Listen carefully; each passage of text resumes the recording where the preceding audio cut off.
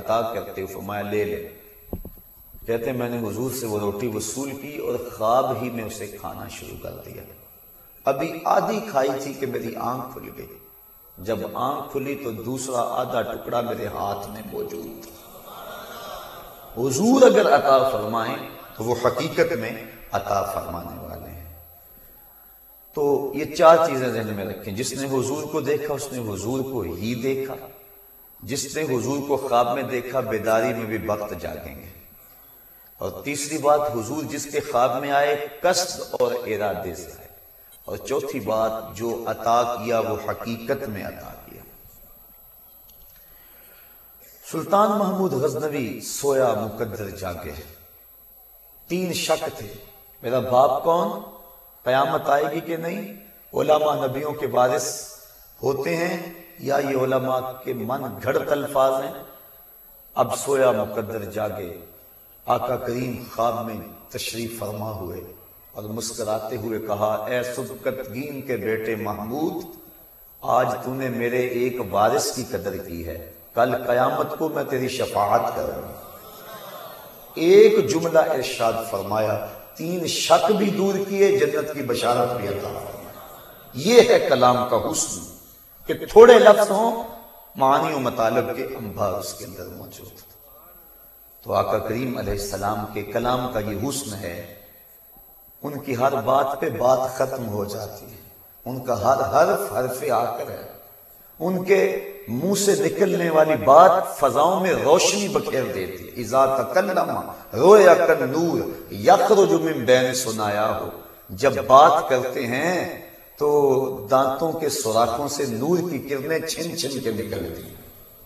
عبداللہ ابن سلام یہودیوں کا بہت بڑا عالم ہے، مناظرہ کرنے کے لیے آ گیا، یہودی علماء نے تیار کر کے بھیجا، مشکات میں روایت ہے، ابو داؤد شریف میں روایت ہے، باقی کتب میں روایت ہے۔ آ کے بیٹھ کے مجلس لگی تھی، نور پھوٹ رہا تھا، چشمہ ابل رہا تھا، حضور گفتگو کر رہے تھے، اور گفتگو کا عنوان کیا تھا، صلہ رحم، سل من قطعک وات من حرمک۔ دو لفظ ہی ساری حقیقتوں سے پردہ اٹھا دیتے ہیں۔ سل من قطعک، جو تجھ سے تعلق توڑے تو اس سے تعلق جوڑ، وات من حرمک، جو تجھے محروم رکھے تو اس کی جھولیاں بھر دے۔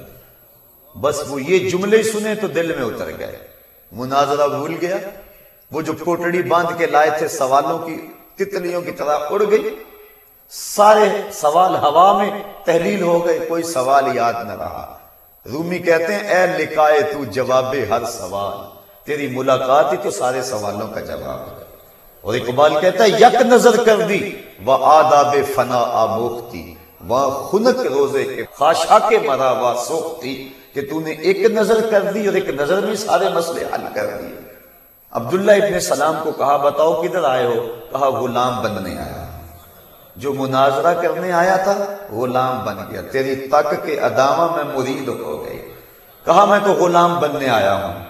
اب عبداللہ ابن سلام بڑا پڑھا لکھا عالم، جب ایمان کی دولت سے مالا مال ہوا، جو ہاتھ اٹھائے بیٹھے تھے کہ ابھی خبر آتی ہے کہ عبداللہ ابن سلام کے سوالوں کا جواب نہیں آیا مسلمانوں کے نبی، ان کے کانوں نے یہ خبر سنی، وہ بھی غلام بن گیا۔ سودا لینے کے لیے بازار گئے، ہاتھ اس کے بکے جس کے خریدار گئے۔ تو علماء یہود مجلس نبی میں بھاگ کے آ گئے اور عبداللہ ابن سلام کو کوسنے دینے لگے، تو نے رسوا کر دیا، یہودیت کی ناک خاک آلود کر دی۔ تو سنی عبداللہ ابن سلام نے کیا جواب دیا، سونے کے پانی کے ساتھ لکھنے کے قابل ہے۔ کہتے مجھے کیا پوچھتے ہو، عرفت ان وجہہ لیس بوجہ کذاب، میں نے جب اس پیارے کے چہرے کو آ کے دیکھا ہے نا، میرے دل نے گواہی دی ہے یہ چہرہ کسی جھوٹے کا ہو ہی نہیں سکتا۔ آج سارے جھگڑے اس لیے ہیں کہ لوگوں نے میرے محبوب کو دیکھا نہیں۔ پیر وارث شاہ نے حد کر دی، وہ کہتے ہیں جنہ ویکھیا نہیں ہو کرن گلاں، جنہ ویکھیا نہیں ہو کرن گلاں، جنہ ویکھیا ہو تے بول دے، جڑے محرم راز حقیقت دے او راز حقیقت کھول دے۔ تو اجے میرا یار نہیں ڈٹھا، جنوں ویکھ کے چن شرماوے، ادھی راتی دن چڑھ جاوے، جیو رخ تو نقاب اٹھاوے، تے جیو نکلے سیر کرن سارا گلشن سیس نواوے۔ جے ہاتھ پھلاں وچ رکھدا ہاتھ پھلاں تو ود جاوے، نین نشیلے مست رسیلے وچ سونا کجل سہاوے، اکھ اگڑے تے انج پیا جاپے جویں میں خانہ کھل جاوے، کیا خوب سجن دیاں اکھیاں نے جویں پر کے سرائیاں رکھیاں نے، اکھ اگڑے تے انج پیا جاپے جویں میں خانہ کھل جاوے، توبہ توبہ حسن سجن دا چال نہ چلی جاوے، بجلی ڈر دی لشک نہ مارے متا بے ادبی ہو جاوے، علم خدا نے اینا دتا عقلاں وچ نہ آوے، عقل خدا نے اینی دتی علماں وچ نہ آوے، کی اعجاز نظر وچ او دی جو آوے وک جاوے، خلق او دے نے مولئی دنیا کوئی ودلائی جان بچاوے، آزم ایڈا سونا ماہی سن کدرے نظر نہ آوے۔ کہا کیا پوچھتے ہو، میں نے دیکھتے ہی پہچان لیا، یہ چہرہ کسی جھوٹے کا تو ہو ہی نہیں سکتا ہے۔ اللہ اکبر، رخ کے آئینے میں مصور جڑا ہوا، چہرے کی ہر لکیر پہ قرآن لکھا ہوا، اذا تکلم رویا کالنور یخرج من بین سنایا ہو، جب بات کریں تو سنایا دانتوں سے نور کی کرنیں چھن چھن کے نکلیں۔ تو آقا کریم جو فرما دیتے ہیں مختصر مگر جامع، حضرت ابو ذر غفاری رضی اللہ تعالی عنہ فرماتے ہیں، ایک دن میں مسجد نبوی میں آیا، رش کم تھا، حضور بیٹھے ہوئے تھے، میں حاضر ہو گیا۔ آقا کریم فرمایا ابو ذر، ہر چیز کے آداب ہیں اور مسجد کے بھی کچھ آداب ہیں۔ میں نے عرض کی حضور ارشاد فرمائیں مسجد کے آداب کیا ہیں؟ قال رکعتین، کہا 2 رکعتیں، جب مسجد میں آؤ تو 2 رکعتیں پڑھو، تحیت المسجد، کہتے ہیں میں نے 2 رکعتیں پڑھی، اس کے بعد پھر حضور کے پاس آ کے بیٹھ گیا اور آقا کریم کی خدمت میں نے عرض کی ای الاعمال احب الی اللہ، حضور سب سے محبوب ترین عمل کون سا ہے جو اللہ کو سب سے زیادہ پسند ہے؟ مجھے ارشاد فرما دیجئے۔ قال الایمان باللہ وجہاد فی سبیلہ، کہا اللہ پر ایمان لانا اور اس کے راستے میں جہاد کرنا، یہ محبوب ترین عمل ہے۔ کہتے میں نے پھر پوچھا ای المؤمنین اکملہم ایمانا، کون سے مومن ہیں جو ایمان میں کامل ہے؟ مومنوں میں سے وہ کون شخص ہے جس کا ایمان مکمل ہے؟ قال احسنہم خلقا، جس کے خلق اچھے ہیں اس کا ایمان کامل ہے۔ ذرا دیکھیے ایک ایک جملے کے اندر کتنی کتنی حقیقتوں کو سمویا جا رہا ہے۔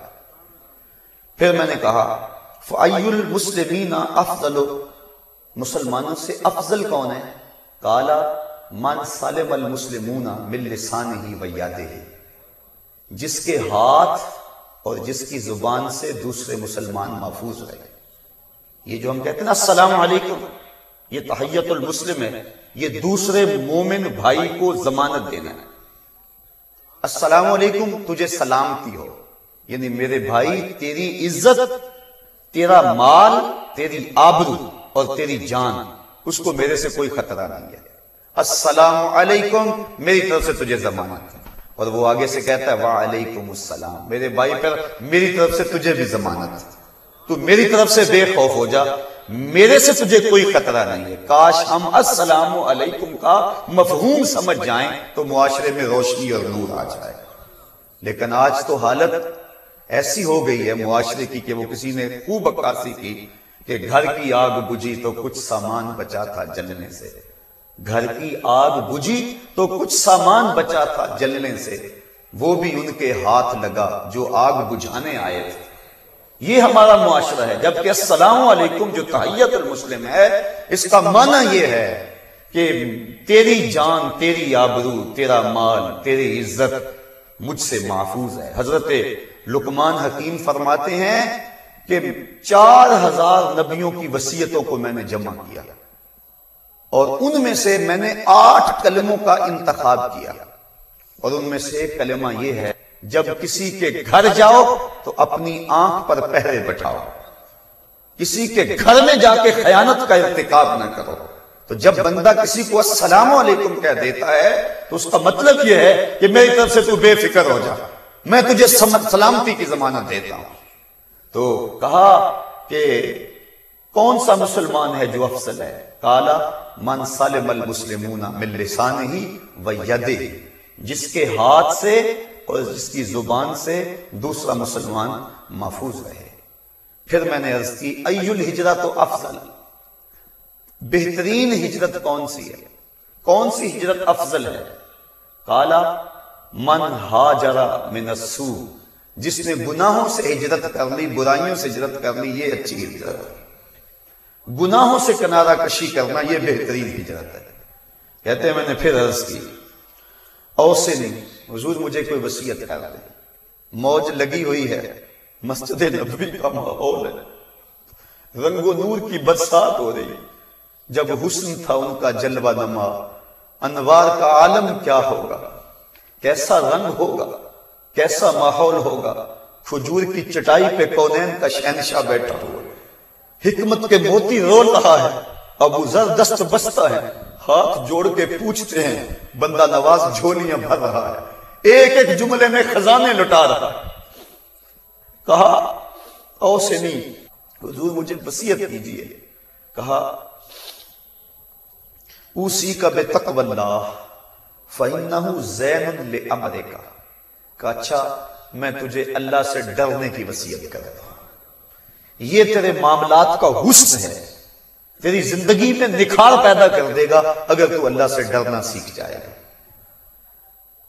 برکھا برس رہی تھی، باڑا بٹ رہا تھا، رحمتیں امڈ امڈ کے آ رہی تھی، گھٹائیں چھائی ہوئی تھی۔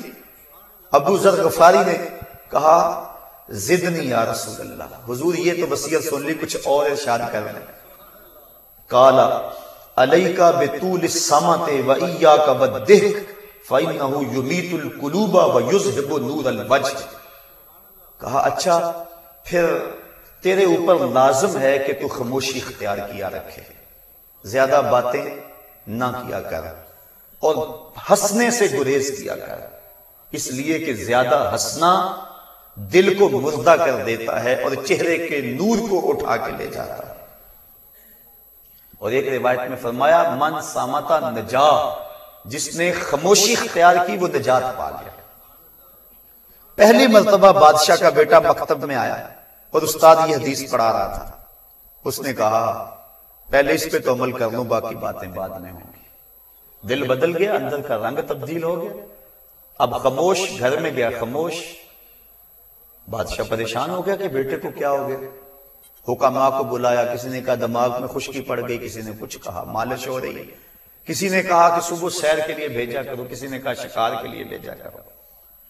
خادم ساتھ ہے، شکار کے لیے جا رہے ہیں، راستے میں برگد کا گنا درخت تھا، شکاری نے نظر اٹھائی، دیکھا کہ درخت پہ کچھ موجود نہیں ہے، گزر گیا، گزرا تو فاختہ بول پڑی، واپس پلٹ آیا، شکاری نے دیکھا شاخساروں کے درمیان فاختہ بیٹھی ہوئی تھی، تاک کے مارا فاختہ پھڑکتی نیچے آ گئی، کہنے لگا صدقت یا رسول اللہ، میرے آقا آپ نے سچ کہا، نہ بولتی تو نہ ماری جاتی۔ اب واپس پلٹے، بادشاہ نے کہا سناؤ، خادم کہنے لگا اتنی بات کہی ہے۔ اس نے کہا اچھا اس کا مطلب ہے کہ یہ قصدن ایسے کیے ہوئے، اس کو لٹاؤ اور مارو۔ اس کو لٹا دیا گیا اور جلاد کوڑے برسانے لگا، پھر بولا صدقت یا رسول اللہ، آقا آپ نے سچ کہا، فاختہ بولی وہ ماری گئی، میں بولا میں مارا گیا۔ تو کہا علیکا بطول الصمت، تمہارے اوپر طویل خاموشی اختیار کرنا ہے، وَإِيَّاكَ وَالضِّحْكَ فَإِنَّهُ يُمِيتُ الْقُلُوبَ وَيُذْهِبُ نُورَ الْوَجْهِ، کہا اور ہنسنے سے گریز کرنا، کیونکہ ہنسنا جو ہے وہ چہرے کے نور کو بھی لے جاتا ہے اور دلوں کو بھی مردہ کر دیتا ہے۔ اور اللہ نے قرآن میں فرمایا فَلْيَضْحَكُوا قَلِيلًا وَلْيَبْكُوا كَثِيرًا، تھوڑا ہنسا کرو زیادہ رویا کرو۔ اللہ اکبر۔ کہا زدنی یا رسول اللہ، حضور یہ بھی سن لیا، کچھ اور ارشاد کرتے ہیں، موج لگی ہے۔ اللہ اکبر۔ فرمایا احب المساکین ومجالست